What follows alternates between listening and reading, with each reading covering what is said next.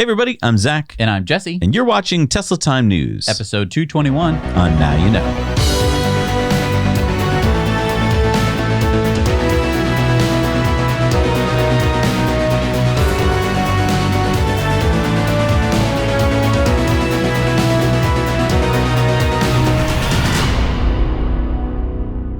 We're brought to you, as always, by our amazing Patreon patrons. You can join our awesome community and get some great perks by heading over to patreon.com/nowyouknow. And we're sponsored by BigBattery.com with the best battery prices in the USA, guaranteed. If you've got something you need to power, from homes to cars, RVs to boats, and much more, BigBattery.com has you covered, offering the newest battery tech. Use our code NowYouKnow to save 5% off your purchases today at BigBattery.com. And we're sponsored by our friends at Lesser Evil. Got a craving for a snack, but you want to keep it healthy? Our friends at Lesser Evil have got you covered. Whether it's veggie sticks made of actual veggies, or organic popcorn in all kinds of great flavors, you owe it to yourself to try Lesser Evil snacks. Next time you get a craving, choose Lesser Evil. All available on their website at lesserevil.com. Now, are you ready to learn something new? Brilliant is the place to do it. Brilliant is a website and app that makes learning accessible and fun. Their approach is based on problem solving and active learning. Their courses are laid out like a story and broken down into little pieces so that you can tackle them a little bit at a time.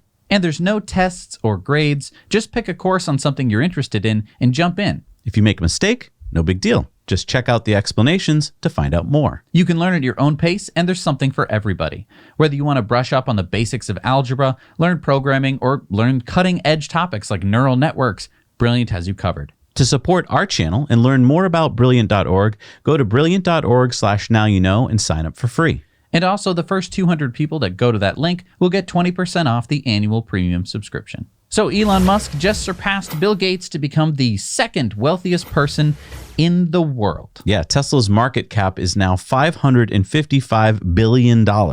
Now, Elon's wealth, of course, is on paper, and it's tied to the Tesla stock price. Elon owns about 34 million shares, or about 19% of the company, putting his net worth at around $128 billion, second only to Jeff Bezos at $182 billion. Yeah, so Bill Gates, I'm sorry, you're only worth $119 billion. That puts you at number 3. Poor Bill Gates. So Tesla hacker Green has been snooping out some new features that Tesla is preparing, and he's been talking about some of them on Twitter. One of them is remote camera viewing. What's that? So Tesla Scope asked Green about some Sentry mode related features, and Green said, well, the remote camera viewing seems to be in the wings. Whether they'll drop it in 2020.48 or postpone it again, I don't know. Wait, so you'll be able to see what your car sees on your app? And that's exactly what MCOT asked. He said, what is the remote camera viewing and how would it work? Do you just mean Sentry clips can be viewed on the phone app? So would it use the Bluetooth EDR, or would you need to use Wi-Fi and upload to Tesla first? And Green said, it looks like it's going to be a live streaming of car videos to the phone app. So I think that that's interesting on its face, having a feature that allows you to live stream, I think, basically what's happening around your car at that moment. Yeah. But probably the next question you have is, isn't that going to use a lot of data? So Jan asked about that, and Green said for continuous 24-hour streaming, sure, but for periodically checking on the state of your car, it's probably okay. And he said that a single cam stream is only about 30 megabytes per minute. So, if you're going to check on your car, you're probably not going to look for more than a minute. So it's not really that much data if you think about it. But do you think some people will just open up a window on their computer and just be watching it all day long at work? And Green says that, unlimited plans do exist because obviously this is like a phone plan. Besides, it's something individual users to run when they want to. So it's up to them to monitor data usage. You can set per app limits, at least on Android, if this is ever a concern. What'd be cool would be to have your car live streaming to you, put that on a YouTube live stream, and then the whole world can watch wherever your car is, just driving around and see a live webcam of your car. Yeah, it would be kind of neat to do a road trip live stream where people can look all around the car at all times. Now, something like that would be pretty data intensive, but for the feature that we're talking about here, being able to check up on your car from anywhere in the world is pretty valuable. And I mean, even if you had to pay an overage charge, if it is going to allow you to catch someone in the act, if you're like, oh my gosh, someone's keying my car right now, and you're able to call the police and catch that person, that's way more valuable than the, $30 extra data charge that you'd have, because you'd actually catch the person instead of, if they're wearing a mask or something and they get away. that's a deductible that you have to pay. And I wonder with full self-driving if the neural network will be able to identify things like that and automatically call the police for you. Well, Tesla kind of already has that feature. If your car gets bumped in a parking lot, either from like a carriage or another car, it's happened to me, it will give you a notification on your phone so you can rush out there. But it's really great to be able to just check while you're, in the mall or something and just be like, oh, okay, that was just a kid walking by, as opposed to like, oh my gosh, a truck just hit my car. Right. I need to go out there and take care of this. And there's a whole bunch of other conjecture-y questions. It's like, would this allow you to view past Sentry footage from your phone? So that way, if it was like, oh, this happened, but it was 5 minutes ago, would allow you to stream that Sentry mode video to your phone to be able to review it there. Real convenient. That would be pretty nice. Then there's a question as to whether this is going to be part of the holiday update. I think so. I think so. I mean, this is sort of what Elon was talking about, features that you didn't even know that you needed. I think a lot of people don't know that they need this. Now I need it. And this gets back to this point where there are people who claim that Teslas aren't luxury vehicles because they're not as refined and they don't have the details and stuff. But I would argue that even just Sentry mode as it is today is already a luxury security feature. It removes a lot of headache and worry for owners. A lot of people have had things happen to their cars and they're able to go to their insurance company and say, look, it isn't my fault. Here is the license plate of the person who did it. Let's go catch them, and they will be paying for it. And what other car has this feature? Right, which makes it a luxury. And then to be able to live stream it, it's just like, these are features that are far and above any of the most luxurious cars. I mean, I remember in cartoons, the car would be able to like step away from the car, but that wasn't a real thing. Right. And even if it was, it would be an add-on. It would be something that would cost, $50,000. So it's just so cool that Tesla is able to roll this out without having to make even any hardware changes. So we reported a few weeks ago how the Chinese government demanded that Tesla recall 30,000 S and X models produced between 2013 and 2017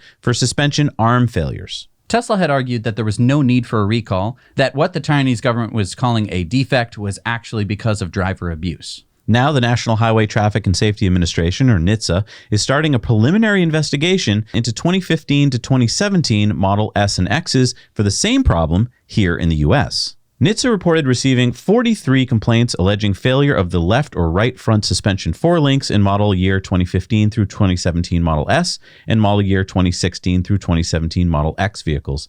32 of the complaints involved failures that occurred during low-speed parking maneuvers, e.g. backing from driveway or parking space at speeds below 10 miles an hour. 11 incidents occurred while driving, e.g. incidents on roadways at speeds above 10 miles an hour, including 4 at highway speeds. The complaints appear to indicate an increased trend, with 34 complaints received in the last 2 years and 3 of the incidents at highway speeds reported within the last 3 months. So this lines up with the Chinese mandated recall. I think that NHTSA can kind of see this as an opportunity to look into this further because another government said that there was a problem. So, you don't want to be left out if you're NHTSA. Yeah, it looks like Tesla has already developed a better front suspension component so that this isn't happening on later models. And so maybe what'll happen here is that they'll do a recall as needed. Like if you're having a problem, they'll just replace the part for free. Right. That's what I'm guessing will happen. Yeah. And I mean, things like this happen with all sorts of car companies all the time. I do wish that Tesla didn't have any of these problems. But I mean, we're talking like 2013 through 2017 here. Like these are the years where Tesla was learning a lot. Right. And we're talking about a very small number of complaints. Now, Tesla has a new page on their website. If you go to tesla.com/battery-jobs, you'll find a new page, which I honestly could watch all day. I mean, check this out. They've got these cool looping videos of the new 4680 cells, and it says, join the cell team, accelerate the transition to sustainable energy. And their tagline is, Tera is the new Giga. So yeah, you can join the new cell team. Yeah, if you just scroll down to the bottom of the page, there's a spot to write a little blurb, pop in your resume, put your name and email address. It's pretty much the easiest hiring thing I've ever seen. Usually you have to go through like, oh, did you use Indeed? Or you have to go to a special form, or you have to go to a place and then hand in a resume to someone and then call them 3 times. Like, I don't know. This is kind of neat. Really neat. I mean, we're thinking that this is hiring for Fremont factory in Germany, but it could also be including Austin as well. Now, currently Tesla builds their Superchargers at Giga Buffalo. I don't even know if we should keep calling it Giga Buffalo, but they export those to China and other countries around the world. Reuters is reporting that Tesla is planning on building a $6.4 million factory in China to build Superchargers, presumably for the growing Chinese and Asia-Pacific market. The factory will be near the Tesla Shanghai Gigafactory and will be able to produce 10,000 Superchargers per year. The plant could start production in February of 2021. So that's only a few months away. Wow. Wow. That's, I mean, 10,000 superchargers a year isn't that much. I mean, you need the plastic covering thing, you need the metal posts, you need all the gobbledygook on the inside, and probably it's a lot of stuff. It's a lot of stuff. That's a lot of stuff, yeah. And I mean, being done in, 3 months? That's crazy. But I think we have to peel back the story here. If they're planning on having the ability to produce this many superchargers, we could be talking like that they're going to go into overdrive on installing superchargers around the world. And honestly, I think that they should. I mean, there's no reason to not just have superchargers everywhere. It would make life really easy. I mean, when we first got our Tesla, there were, a quarter of the number of superchargers that there are in the world. Yeah. And it was great at the time. It was like, wow, electric cars can actually travel long distances. Most people aren't traveling long distances most of the time. Most people just want to get like to grandma's house and then go to the airport and then go to the mall. And all of this like small travel where you're in a small area but bouncing back and forth. It'd be nice to have a supercharger right in the middle, charge up, get home. Now, going back to recall stories, Tesla has notified NHTSA that it is issuing a recall on 437 Model Ys for a potentially loose bolt that could result in the upper control arm separating from the steering buckle. So what caused this? Well, Tesla describes it this way. On Sunday, November 1st, 2020, the field quality team learned of 2 vehicle repairs, one on September 21st and one on October 16th, where the upper control arm had separated from the steering knuckle. The repairs were reviewed by engineering and production teams, and an investigation into root cause and scope was initiated, during which a third vehicle repair on October 18th was identified. None of the incidents resulted in injury or a crash. On Tuesday, November 10th, this matter was reviewed with Tesla executives, and Tesla determined that a safety-related defect exists. But that doesn't really tell us anything. I wish I knew what really caused this. Henry, can you come in my office, please? Yeah, boss. What's up? We're getting reports that some Model Ys have some loose bolts on the upper control arm. Hey, that's what I do. I install the upper control arms. I know you do. That's why I called you into my office. It appears that all 437 cars with the problem happened on your shift last Tuesday. Do you have any explanation? Last Tuesday.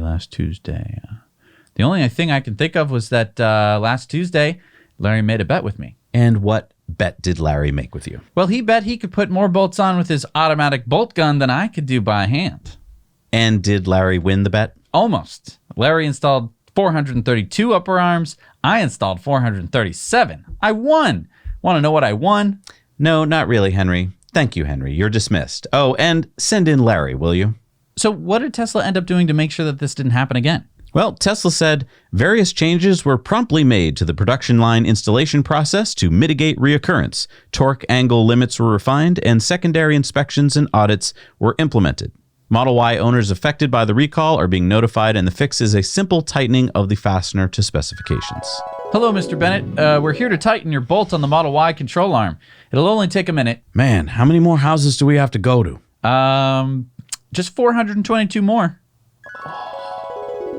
Yeah, so my guess is that one production shift just wasn't tightening the bolt enough, and it just affected 1 day's worth or 2 days worth of vehicles. Right. I mean, and it's not, Henry's fault. There could be a number of different Could be reasons. a robot's fault. Right. It's cool that Tesla's able to track this and get it sorted in just like a month or two's time. Yeah, and it shows that they're proactive. Like when they do find out about a problem, they don't wait for NHTSA to tell them. They go tell NHTSA. So it appears Nissan would like to join the electric pickup truck party. Bloomberg is reporting that Nissan is in talks with 2-year-old Detroit-based startup Hercules Electric Vehicles to design and build the electric powertrain for Nissan's Titan pickup truck. Hercules Electric Vehicles? I don't think I've ever heard of them. Well, that's because they're really small and they're really new. Hercules was founded in 2018 by 3 auto engineers that used to work for Fiat and GM. Hercules has plans to produce the Hercules Alpha pickup truck in small volumes by mid-2022. Oh, that's cool. Maybe we should consider investing. Yeah, I checked into that, but according to their website, you can invest, but you can only invest in cash cards for future stock purchases. So you're buying stock?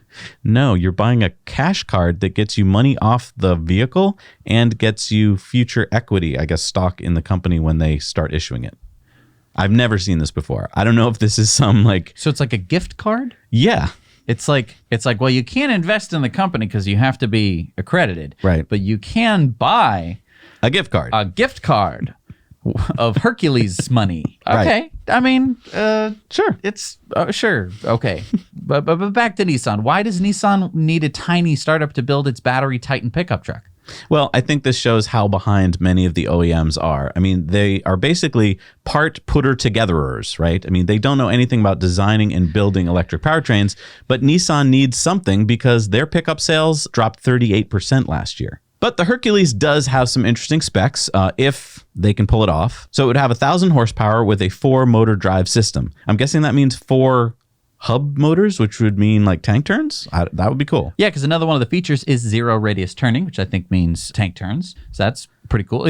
Either that or the wheels are going to be able to do some funky stuff. I doubt that, but whatever. I mean, if it's going to have 4 motors, you don't need to turn the wheels. You're only saving rubber. Who cares? It'll have 300 plus miles of EV range, 0 to 60 in 4 seconds, a top speed of 120 miles an hour, advanced torque vectoring all-wheel drive, DC fast charging will be standard, 12,500 pound trailering weight, and 2,500 pound payload. And it'll have 10,400 pounds of gross vehicle weight rating. Now, keep in mind, there's nothing signed yet between Nissan and Hercules, so there's no deal in place yet. They're just in talks.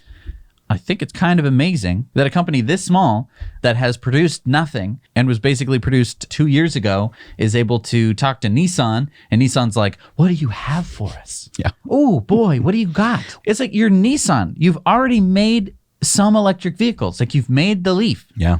Well, you can't be like, okay, Leaf guys, the people who worked on the Leaf, come on into my office. I've got an idea. I want to make a pickup truck. How can we do that? Like a bigger Leaf, Yes, boss? bigger Leaf, but no back section. You've seen a pickup truck. You work at Nissan. I want an electric pickup truck. Why aren't they doing that? I don't know. That makes a lot of sense. The Leaf is a very fine vehicle. Right. All they had to do is just say, okay, bigger motor, bigger battery. It's a truck. Boom. I don't know. Yeah, I agree. Why are you going to Hercules? So according to plans seen by Reuters, VW has plans to build a small BEV, or battery electric vehicle, for between 20 and 25,000 euros, which is $24,000 to $30,000. Oh, that's awesome. When's it coming out? They don't know. Oh, okay, but where are they building it? They don't know. Okay. Well, what is it going to look like? They don't know. But VW says it should be about the size of a VW Polo. Wait, so you're telling me the Volkswagen, the company that has brought us so many flashy, exciting-looking concept cars, doesn't have a concept car for a BEV that it wants to build? My guess is that right after Battery Day, they all met in the boardroom, and they're like, crap, Tesla's coming out with the $25,000 battery electric car. We have to have one. Great. Do it. And so far, they haven't come out with anything. Just basically a press statement saying, we're going to have one too. The designer's like, oh, well, let me think of all the beautiful designs that I can do, and I'll come back in a couple months. And they're like, no, we need to build it now. He's like, well, you just worry about the powertrain, and I will have the design ready when the car is ready to go. All right, here's our friend JB with the third and final part of his mini-series on the French postal system. Hi, Zach and Jesse. JB here, back with the third and final part of this mini documentary series about the electric vehicles of the French Postal Service. Passe-moi ton chambon jaune de retour. Bah ouais, parce que... Elle est où la maquilleuse? Ce matin j'ai mis une crème de jour et contre les yeux. Je suis un peu large, hein.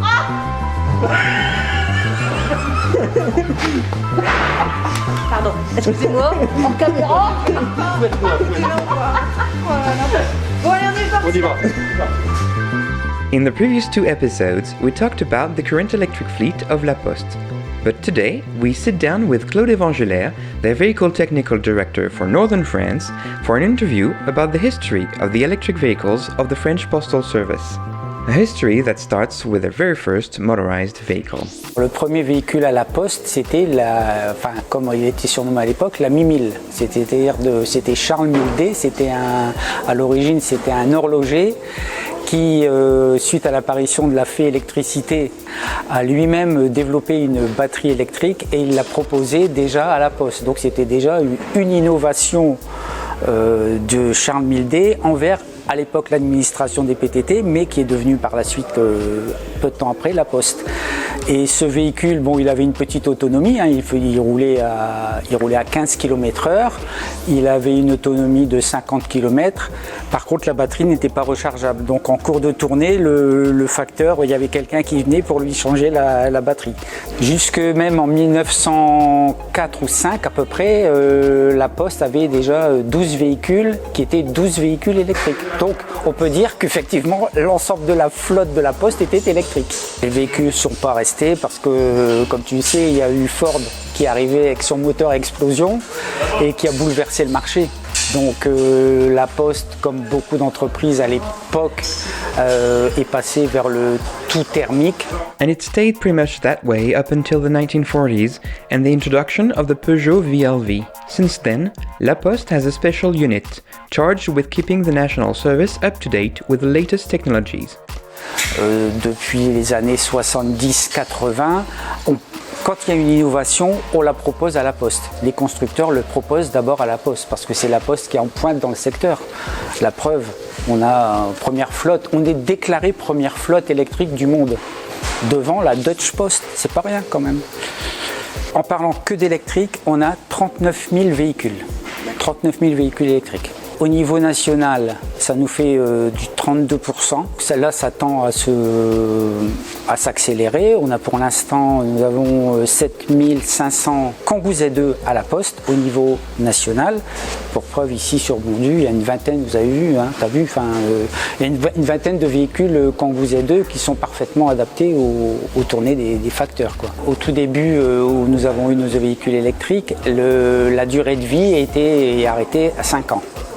Il y a 5 ans, la batterie, l'usure, la prise en charge des constructeurs, et à tel point que ça fonctionne bien. Donc on prolonge nos véhicules au-delà des 5 ans. Donc ensuite, au niveau rentabilité, il n'y a aucun souci. C'est vraiment bon, c'est économe, il n'y a pas de bruit, c'est moins stressant. On a moins d'accidents avec un véhicule électrique. Statistiquement, ça représente en panne 0,5% de panne. Par rapport à un véhicule thermique qui a 2-3%, non, ça tombe moins en panne. Le seul hic, c'est au niveau des garages. Parce que souvent dans le garage, ils ont un mécanicien qui est formé à la réparation des véhicules électriques. Ça, c'est un peu le point négatif que les constructeurs doivent améliorer.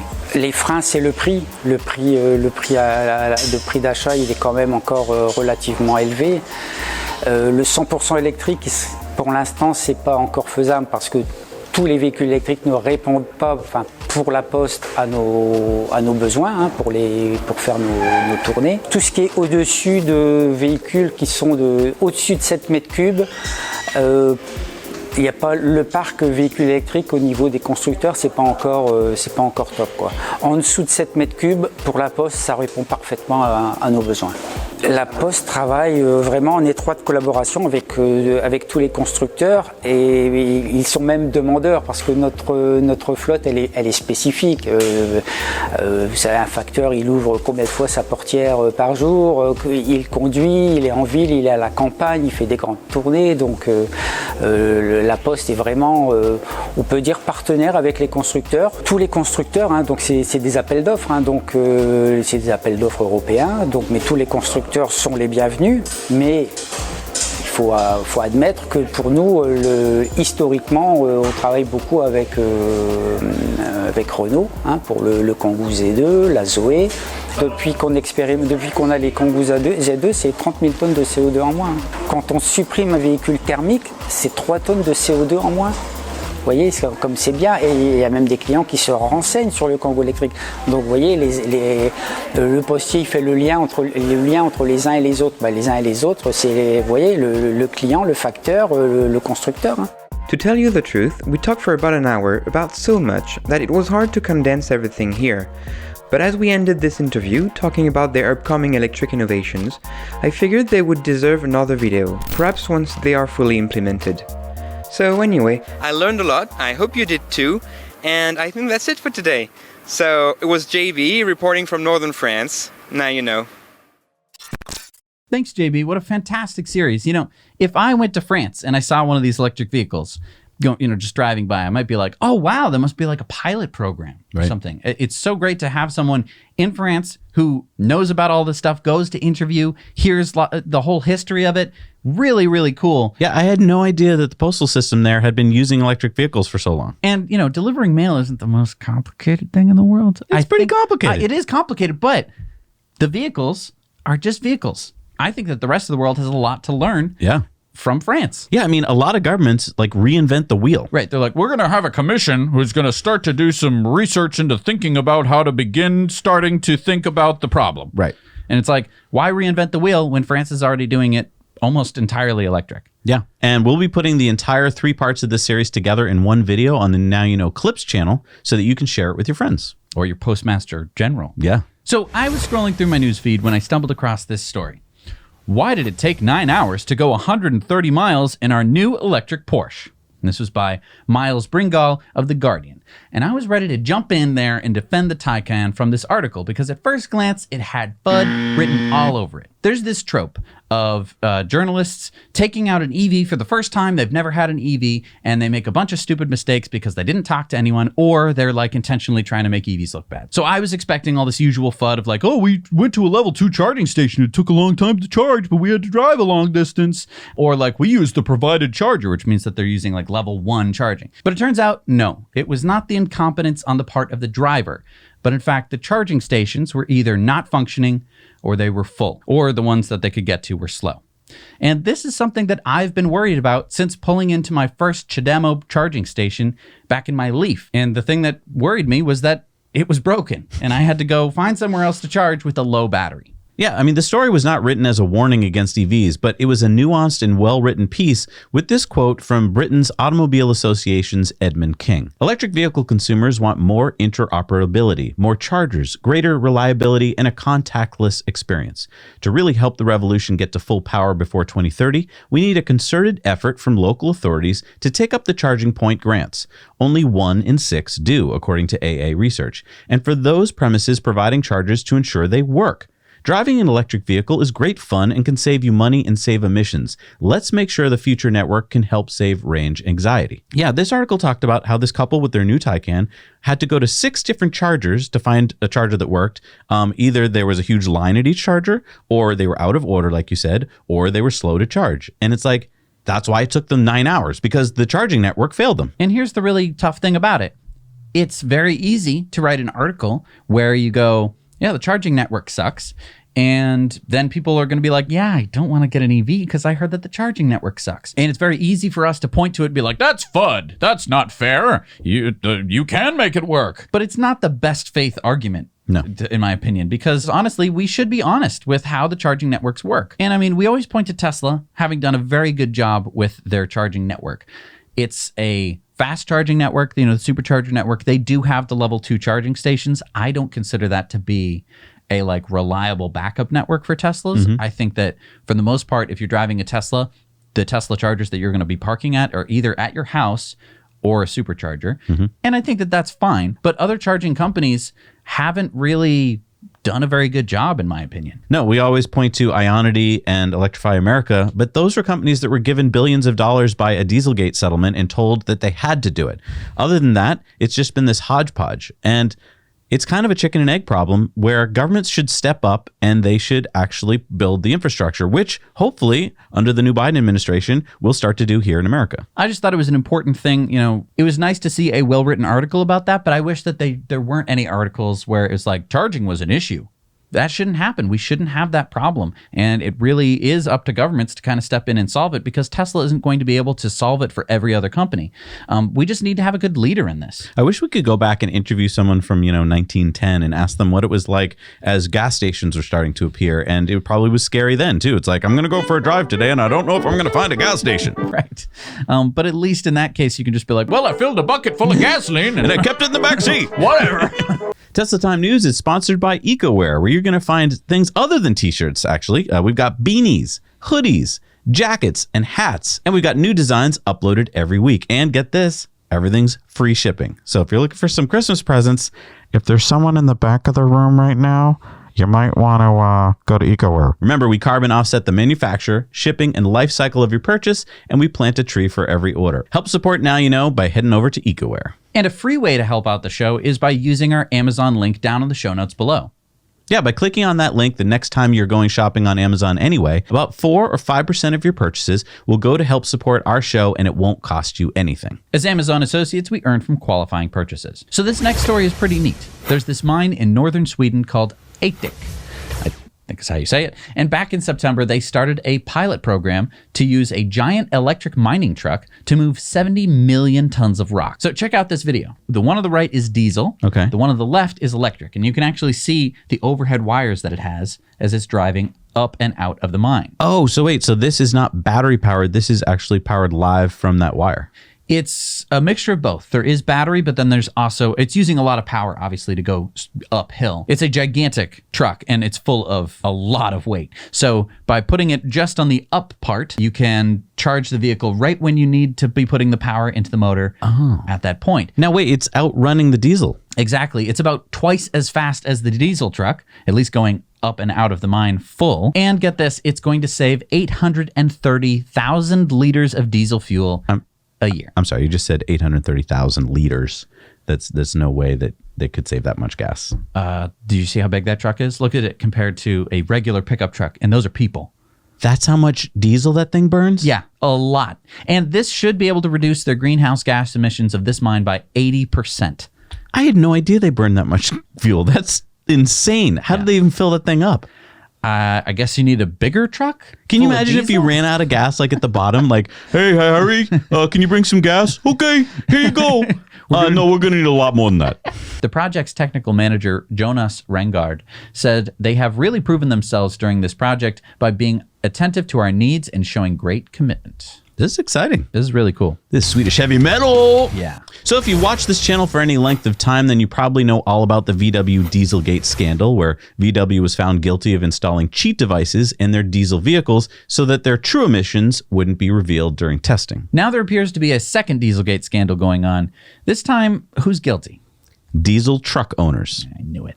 According to the New York Times, a federal report, 5 years in the making, from the Environmental Protection Agency's Office of Civil Enforcement found that more than 500,000 diesel truck owners in the United States are guilty of installing illegal emission devices on their diesel trucks. So these diesel tuners allow these trucks to release more than 570,000 tons of nitrogen dioxide over the lifetime of the trucks. This is a pollutant that's linked to heart and lung disease and premature death. This is 10 times more nitrogen dioxide than the VW scandal here in the US. These altered trucks will also emit 5,000 extra tons of industrial soot, small particulate matter that is linked to respiratory diseases, which John Walk, an expert in air pollution law at the NRDC, says that is an astronomically high level of smog-forming pollution. It is happening at ground level where people are breathing the fumes. And if the problem extends to other vehicles, it's almost unimaginable what the health impact will be. So the EPA found that about 15% of the heavy pickup trucks that they focused on, like the Chevy Silverado and the Dodge Ram 2500, had these diesel defeat devices installed. Now, these defeat devices cost about $400, and you can even find them on Amazon. I can't even begin to wrap my head around this. These coal rolling truckers, they want to be so cool in their big trucks, and they're like, well, I'm so manly because and I want to make it all smoky and gross. What? That's what they're doing, and it's awful. There are truckers that do that, but that's not really what we're talking about here. The truckers that install these are pretty much just regular folks who brought their truck in to, get it tested, and it won't pass emissions. And so now they're faced with a problem, right? I either have to spend thousands of dollars to get my truck tuned so that it'll pass emissions, or I can kind of cheat and go buy this device and stick it on there. Well, that's just ridiculous. I'm sure it's not that much money to just get your truck fixed and fix the emissions. Why are they going out of their way to cheat? So when you buy the truck new, the truck is perfectly tuned or whatever by GM, Ford, and Dodge, and it passes emissions. But then a couple of years later, things start to wear out, right? Parts aren't new anymore, and your truck doesn't pass emissions. But we're talking about an engine. Do you know how expensive it is to fix an engine so that it'll pass emissions? But okay, but then they must be doing something wrong to the truck to make it fail emissions. No, this is pretty much just normal wear and tear to their trucks. Well, so then why is it happening?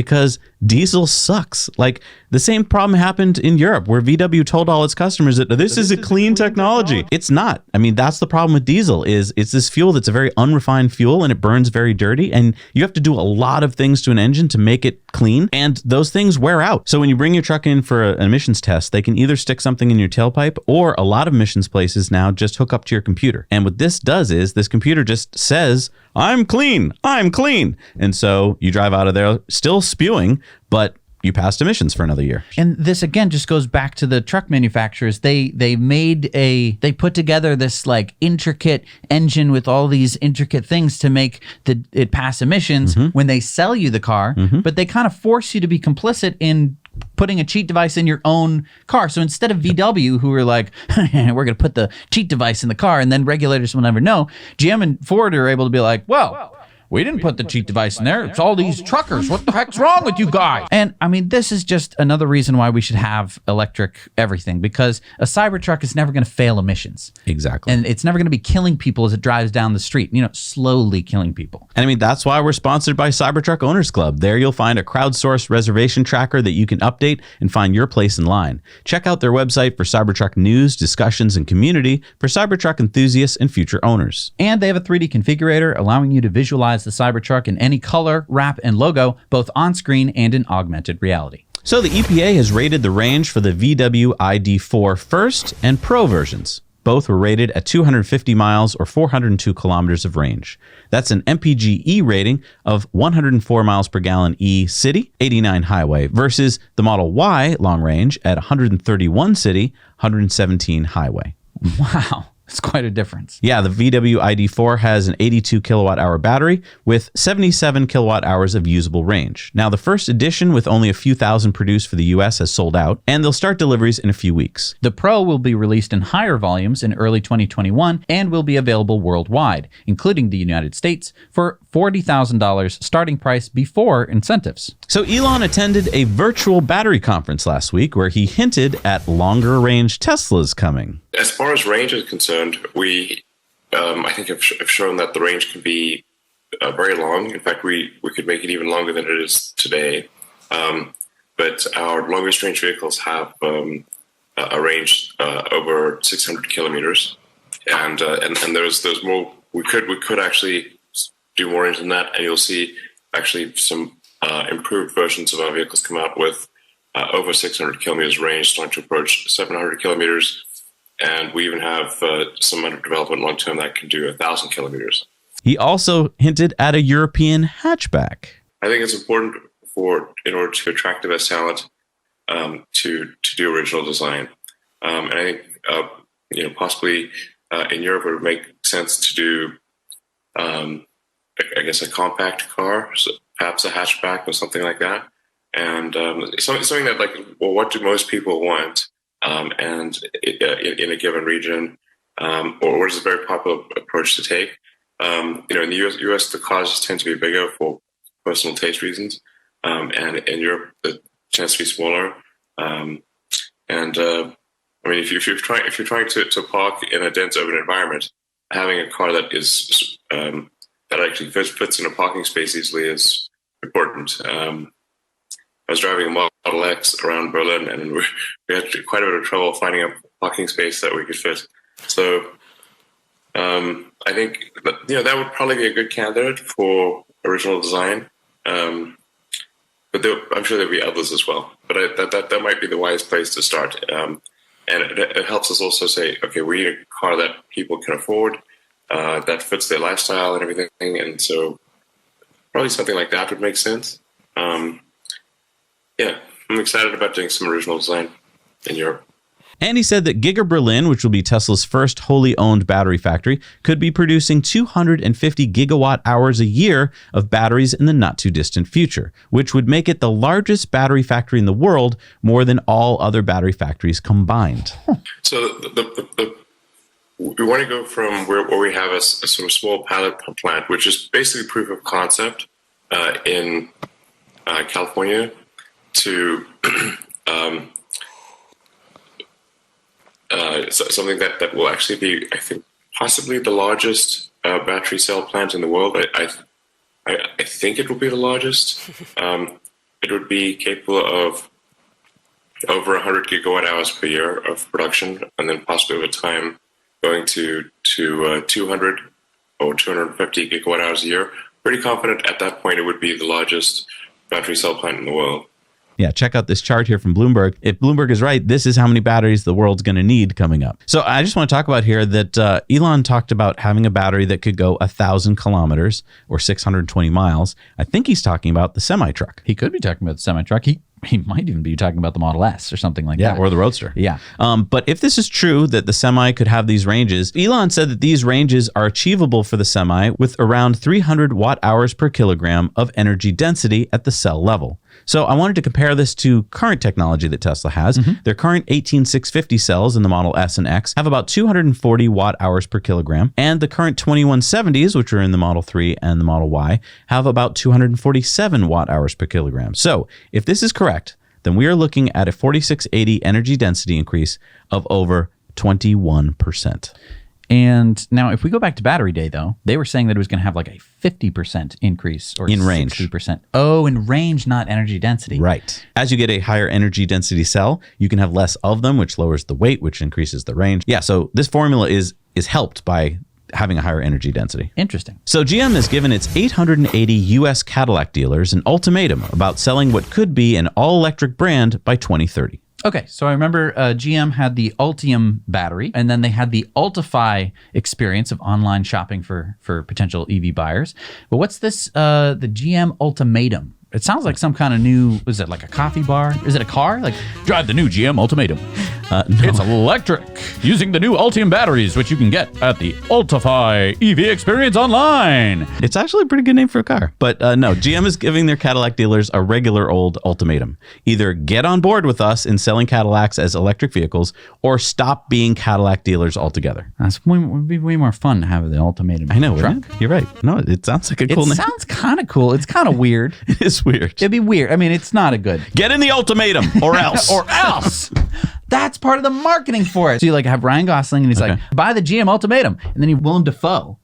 And he goes, or else. Wait, let's do it. Let's do it. Check out the new Cadillac Ultimatum. Or else. Okay, but GM, give us a call. All right, but to get back to the real ultimatum here, I forgot everything that we just talked about. So GM is telling its dealers, we're giving you an ultimatum. You have to do what? Well, as Automotive News reports, some dealers, on the other hand, aren't ready to make that shift or to spend at least $200,000 on the chargers, tooling, and training that GM is requiring. They have until November 30th, today, to decide whether they'd rather just get out instead. So if they want to leave, GM will buy them out with settlements of up to $500,000. Now, Mahmoud Samara, the VP of Cadillac North America, said, "We wanted to move fast and make sure dealers are ready for the acceleration. This is purely an option for those dealers who feel the EV journey is not suitable for them." I think if we read between the lines, I think what GM is saying is, we don't need this many dealers for Cadillac. Wow. And so let's just weed them out. If you're not willing to spend the money to train your people and to get all the stuff you need to service these cars, we don't need you. And wow. I thought I'd never say this, but good for GM.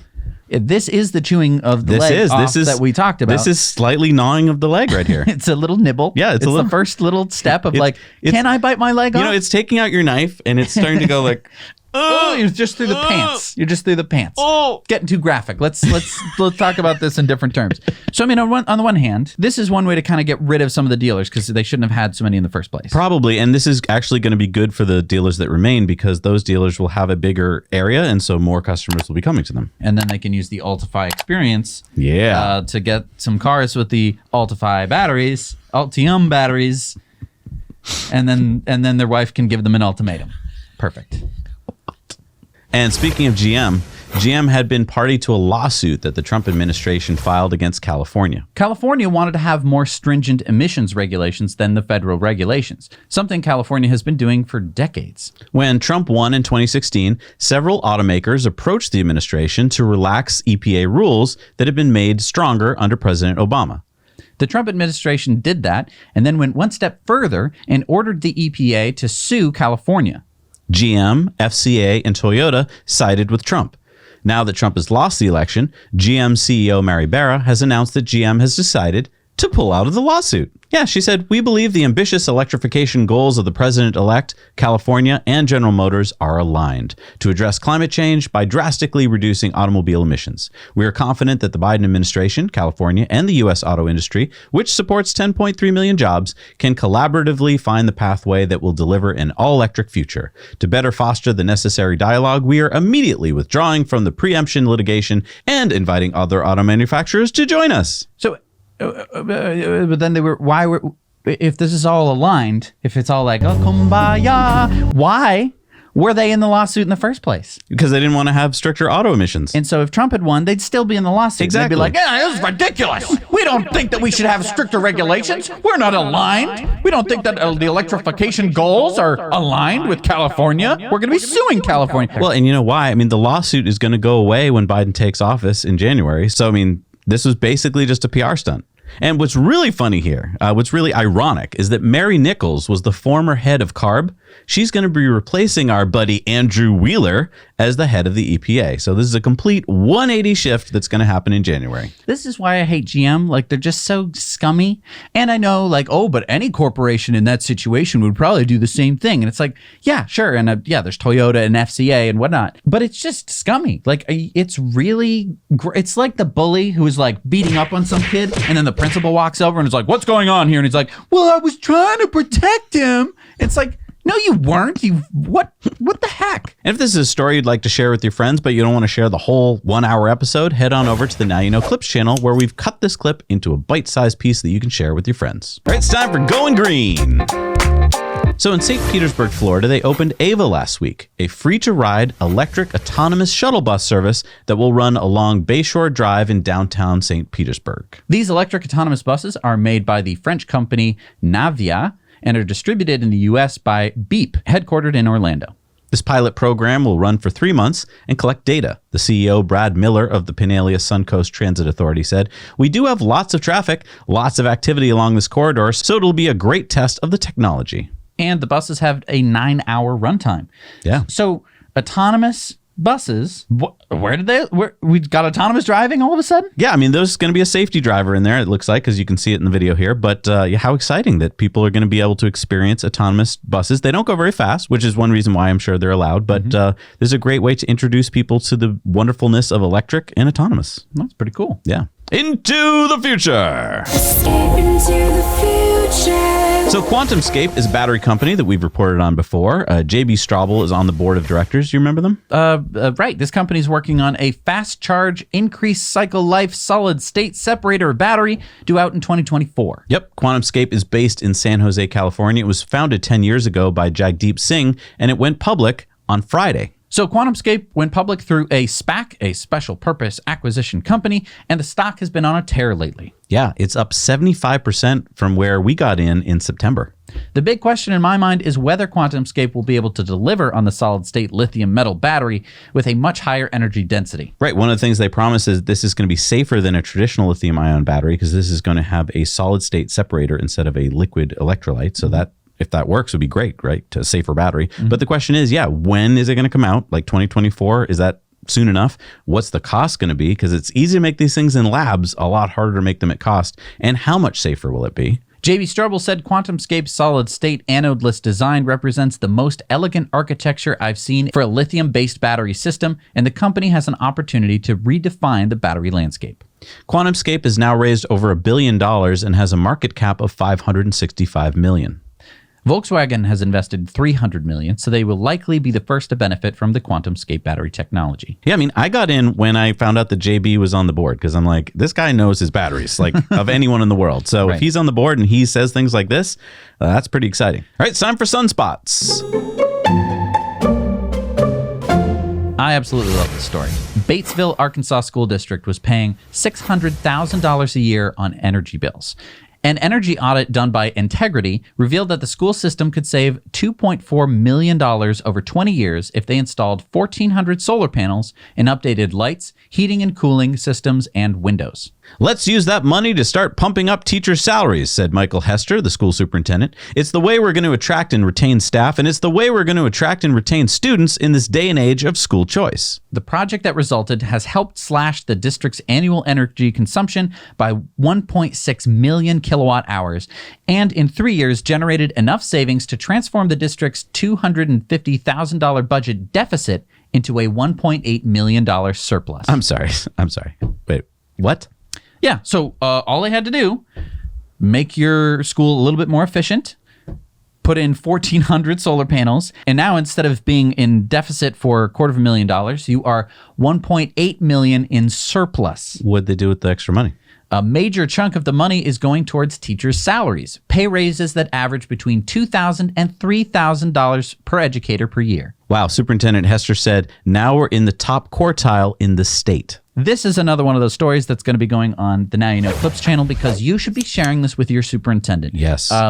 I love this story. It's the most transformative thing because what do schools have a lot of? They have a lot of space, roof space. They have a lot of backpacks. They have a lot of energy usage. They have a lot of usually parking lots. It's usually proportional to the amount of students that they have. So they have all sorts of things that are perfect for this.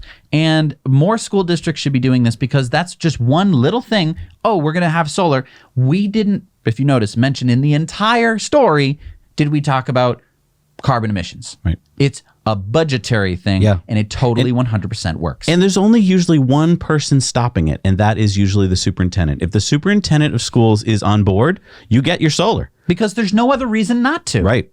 So please share this with your superintendents. Please share this with your school committees and whatnot. Get this stuff passed in your town. Your children could benefit. And if you'd like to benefit from solar on the top of your roof, then call our friends at Energy Pal because they are the energy experts that help homeowners go solar for less. Check out the link down below and let them know that Zach and Jesse sent you. All right, it's time for our video contributor stories. What do we got this week, Jess? We've got Caesar with his charging solution. Hi, Jack and Jesse. I wanted to show you the way I charge my Tesla and share it to people so they can too do the same. It's very easy. I'm going to camera here. It's a very easy idea. I just have my plug over there. I put it on the wall. This is the garage system. I put a little piece of wood in this. Is where I put the charger. I'm going to show you in a minute. So this is I bought this on Amazon, like $10 or something like that. So here's the cable. Here's the cable. You know, and it's charging. After I finish charging, just take out this, okay, and put it here. So it's easy. You see, here's my garage door. This is the garage door. It's closed right now, but I put my Tesla in. You see, I put it in the parking, and just plug it and unplug it. It's easy. And the cable is not on the ground. You can see it. And it's a cheap solution, and well, it's great. So I just wanted to share it with you and all the viewers of the channel. And thank you. Goodbye. That's interesting because it's true. A lot of times you get the cables snaked all over the garage and you run over them and you trip all over them. Caesar's found a way to get it off the ground. Yeah, very nice. All right, it's time for our Patreon bonus stories where we give our Patreons a whole other news show for less than $1 a month. Yep. See you there.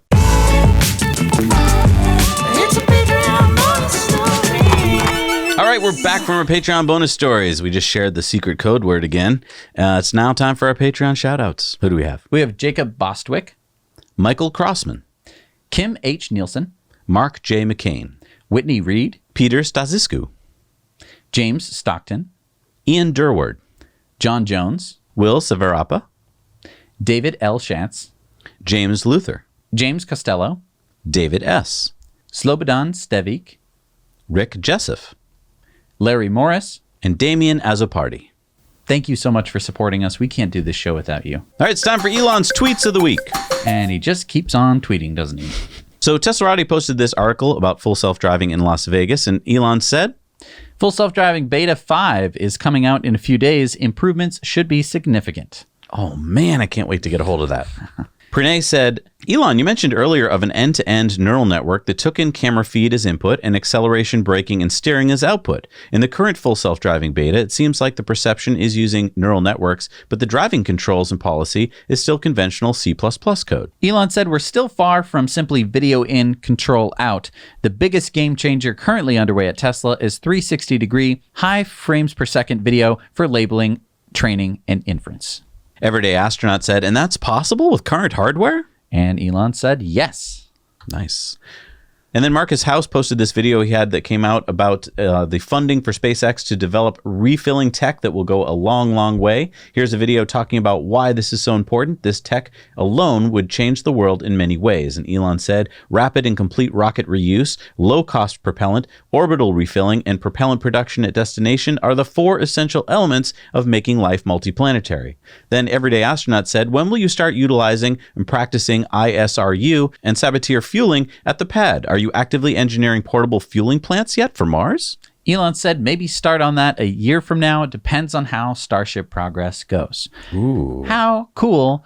I mean, we as human society, we have a lot of like sci-fi where we're like on the Enterprise and we have communicators and we go, bloop, bloop, bloop, beam me up, Scotty. We have all of that cool stuff, but we don't have like, they don't talk a lot about like, where are we going to get our fuel? Unless it's like dilithium crystals. Yeah, unless it's like a MacGuffin and they're like, those Klingons stole our dilithium crystals.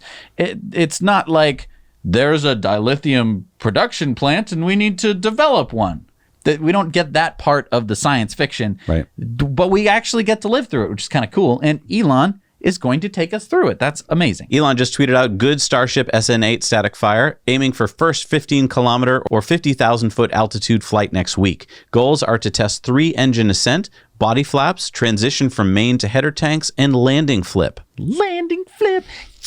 Yeah! Then Michael Sheets said, how are you feeling about Starship's chances of landing in one piece? Elon said lots of things need to go right, so maybe 1 in 3 chance. But that's why we have SN8 and SN10. All right, so when is this SN8 flight happening? It might have already happened today, or it might be happening later today. So Google it right now. See if it's happening right now. Go view it if it's already happened. If it hasn't happened yet, then it'll happen later on because of weather. Elon said major upgrades are slated for SN15. And Anthony said any updates about the new versions of the legs for Starship? Elon said this is a subject of much debate. And then Elon tweeted out, the Babylon Bee is savage. And this basically is kind of like an Onion story where they said, bearded, cloaked Elon Musk summons 2 of every creature to board giant SpaceX Starship. And Pope of Muscanity said, they got you good. And Elon had 2 laughing emojis. And Eva Fox said, Elon, your favorite Tesla Roadster color, orange? And Elon said, we will have special colors for new Roadsters as we did for the original. But he didn't answer the question. Well, she didn't put a question mark. Do you like orange or do you not like orange? And then Humanoid History said, Robert McCall's Epcot mural, The Prologue and the Promise, 1982. Elon said, the promise is greatly needed. Whoa, yes, let's do this. That's very deep. And I think it's very correct. Andrej Kaparthi, who's the head of AI at Tesla, said, is there a word for that paranoid feeling that you get when you think you may be reading or listening to something generated by a GPT? And why should it matter that it was exactly? And Elon said, haha, true. And a GPT is a generative pre-trained transformer. Which is basically an AI that can write English on its own with a computer brain and taking over the world. What is the name of that feeling? Write in the comments down below what you think that feeling should be called. Or maybe put it into a GPT and have it come up with the idea. John Edwards said, I would like voice commands for air suspension ride height. Elon said, okay, overall air suspension height and dampening algorithm is getting a lot of attention. Will be linked to full self-driving, so acts automatically. Wow. I think that means that it's going to take camera input and then say, raise the suspension. I am on a bumpy road. Raise the suspension. Change the dampening to 6.2. You know? Yeah. That'd be neat. Tesla owner Silicon Valley said, any ETA on Canada beta testers for full self-driving? And Elon said, hopefully next month. Which and I think is the Christmas update. I hope you're right. Dan Berkland said, Elon, can we get the full self-driving beta in Minnesota? Roads are dry, and I'm happy to put it through its paces on our interesting roads. Elon said probably going to a wider beta in roughly 2 weeks. I mean, I hope We're you're right. just weeks away. I We're know. going to be talking about this like, oh, remember when they turned on the full self-driving? And everyone's going to be like, shut up, Grandpa. Okay, and so then let's see the results of our poll. We had 2 polls last week. So the first one was, why do you think FUV went up? Oh, that's Arcimoto stock. Most people said that it was because Tesla was inducted into the S&P 500, or at least announced to be.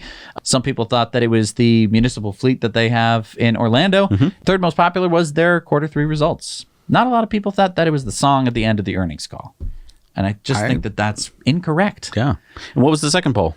Second poll was, what features do you think will be in the double fire emoji holiday update? All right, what is it? Because our viewers are usually right. Yes, the top one was 360 view. Oh. So I think that's when you're putting it into reverse or you're parking to have kind of that top-down view. This is something that's been standard in a lot of other, or not standard, but has been in other vehicles. What else are we getting? Tesla could totally do it. The second one on the list was waypoints for navigation. Ooh, I don't know if they're going to be able to carry that out. But it's again, hard to do. It's hard to do, and we know that because we've actually talked to Bo, who has made a better route planner. Yeah, that's where you get your waypoints. All right, it's time for community mail time. Community mail time. Check out Joe Keen's new Model Y. Nice. Very cool. Eric's Model X slipped off an icy road and into a tree. Oh. Everyone walked away without a scratch, and he bought a new Model X a week later. Wow. I'm glad everyone was safe. Oh, and this is Tom and Margaret in Plano, Texas. Hello, Zach and Jesse. This is Tom. And Margaret. We're here in Plano, Texas, picking up our new Model Y 2020. And we just want to say hello. And if you can see, we are wearing our Giga Texas shirts in blue to match the blue Model Y. So we realized that this one was obviously made in Fremont, California. Thank you very much, Fremont. But we are so proud of getting a factory in Austin, Texas. Our kids live there. We visited the site and it's huge. So anyway, just want to let you know this is your fans in Texas. And so from Texas, correct? Just want to let you know, now you know. Bye. Congratulations on your new blue Model Y. That's awesome. And then we got this letter. It said, my friend Alan and I were on the balcony of our vacation home after a long day traveling by train. He decided to take a long exposure picture of the view, and we were blessed with Starlink passing over the Swiss Alps at Saas-Fee.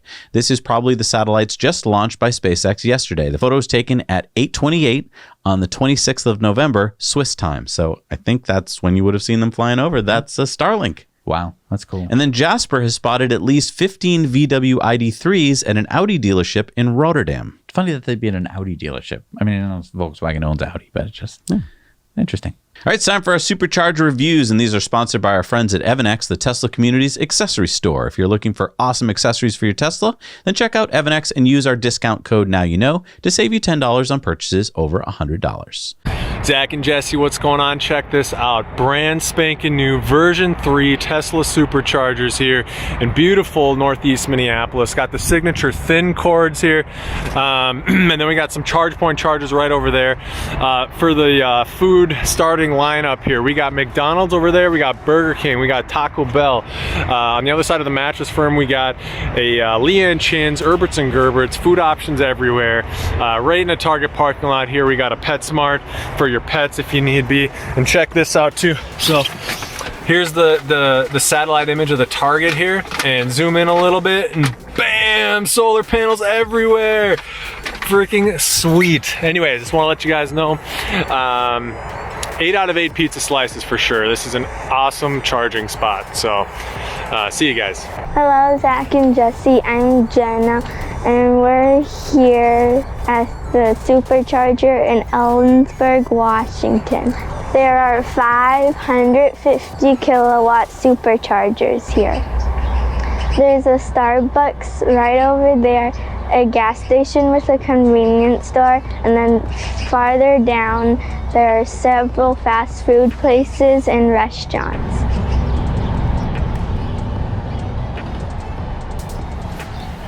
I would rate this a 7 out of 10. Now you know. Hello, Zach and Jesse. This is Michael reporting from Simi Valley, California at the Tierra Rajada Road Supercharger on the corner of Tierra Rajada Road and Madera Road. We are outside of Los Angeles, approximately 35 miles to the west-northwest. It's located a little over 3/4 of a mile south of the 118 freeway, otherwise known as the Ronald Reagan Freeway, which is apropos because the Ronald Reagan Library is approximately a mile and a half southwest of here. And to the west is the Interstate 23, or the Moore Park Freeway, that connects the north and south parts of the valley. This supercharger is a 12-stall, 250 kilowatt station with an additional 4 ChargePoint 6.6 kilowatt J1772 chargers for us regular folks. Although I don't own a Tesla yet, I plan on getting, and I'm working my way towards, the single motor long range Model Y when it becomes available, and there she is. There are many amenities here. You have a CVS, Target, Urban Cafe, Subway, The Habit, and Sub-Zero ice cream. There's also a Pizza Hut and Starbucks on the other side. And a bit further north is a Costco, Walmart, and Chili's. So there are no lack of resources here. But there was one more thing that I noticed after reviewing the footage. It seems like they have prepared for further expansion of some type. Maybe for future chargers, but which ones, I'm not sure. I'd give this supercharger rating a 9 out of 10 because of the ease of use, size, cleanliness, and amenities. And at one point there were no more than 6 Teslas charging at the same time. I wouldn't consider it to be among the most beautiful superchargers, but there is a view of the mountains while you're sitting in your Tesla. So thanks a lot, take care, and now you know. I'm here at Hyannis, Massachusetts in Cape Cod, and I am next to a 12-stall 250 kilowatt charging station, and as you can see there's no one here. It's a nice autumn Sunday afternoon, and you can even see the foliage nearby. So this 12 stall is next to a Stop and Shop right behind me, and there's a Dunkin' Donuts nearby, and over in here is a BJ's. So I would rate this at probably a 9 out of 10 just because of the nice central location here at Cape Cod. You can go to anywhere in Cape Cod and probably get to this place. Now you know. Thank you. And this is our buddy Storm with his fun review of the Bishop, California Supercharger. Hey Zach and Jesse, how are you doing today? Guess where we're at? The brand new, shiny, only 5 days old supercharging station in Bishop, California. It's located on 151 South Warren Street. Easy peasy to find, downtown, all sorts of great things to go, places to go eat. Bishop is in the hub of like an outdoor paradise. It really is. Tesla's been slowly building supercharging stations up Highway 395. 395 is the lifeblood of the Owens River Valley. On one side you have the Sierra Nevada mountains. It's home to the highest peak in the lower 48 states. You have Kings Canyon National Park. You have Sequoia National Park, home of the biggest tree in the world. And you have Yosemite.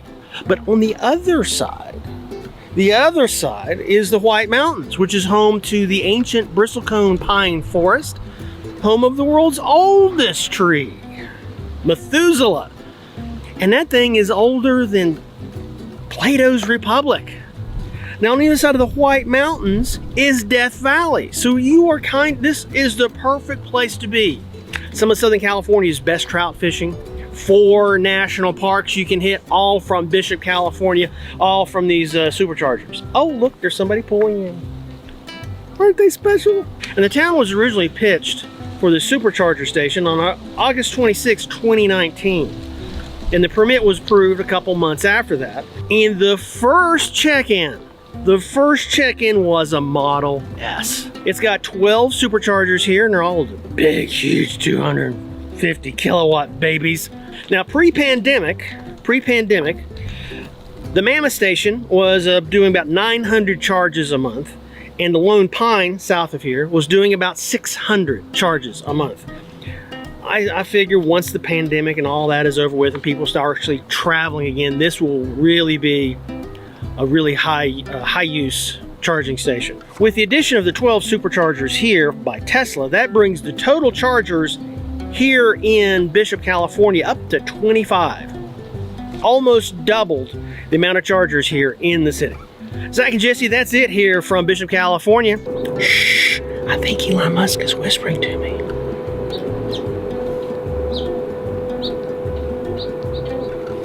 Zach and Jesse, back to you.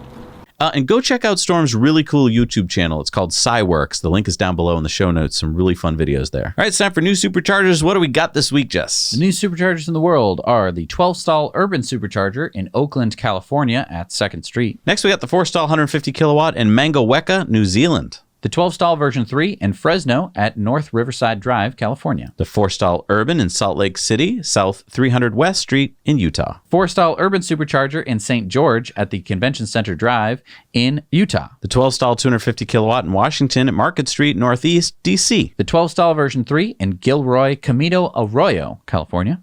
Number 566 in Europe is the 16-stall 250 kilowatt in Lyra, Norway. And number 2046 in the world is the 3-stall version 3 at Kin Fat Lane in Hong Kong.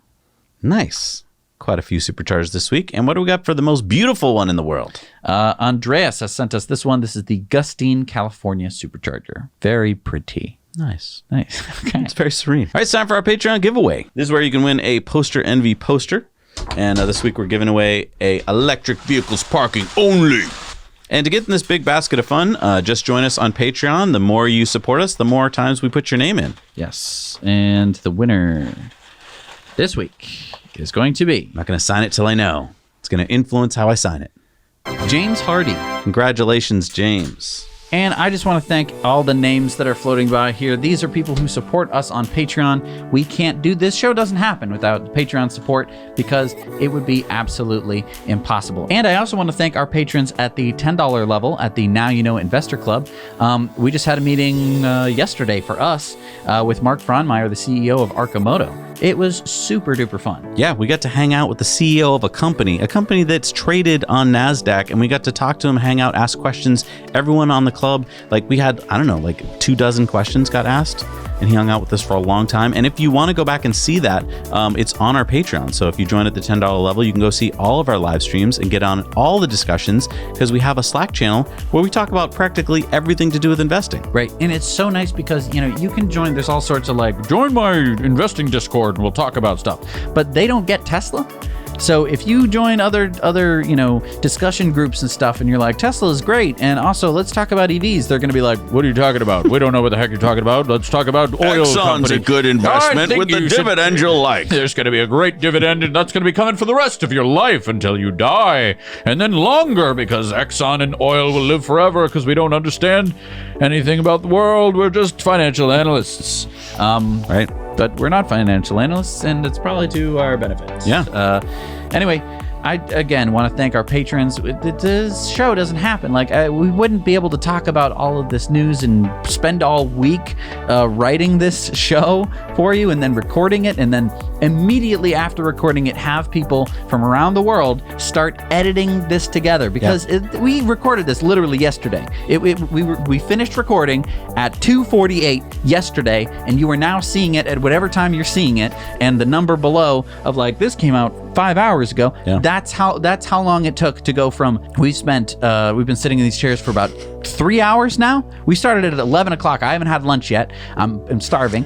All of this happens because of Patreon support, right? Yeah. We can't have the number of editors that we do. We have 4 editors working on this show to get it out to you. As soon as we're done talking, Matthew in New York is going to start cutting it up. Right. So we're going to be pulling cards out of cameras. We're going to be uploading it. People from around the world are going to be working on it.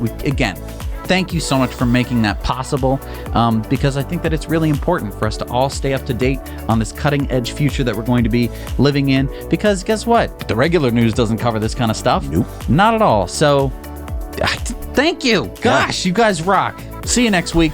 Now you know.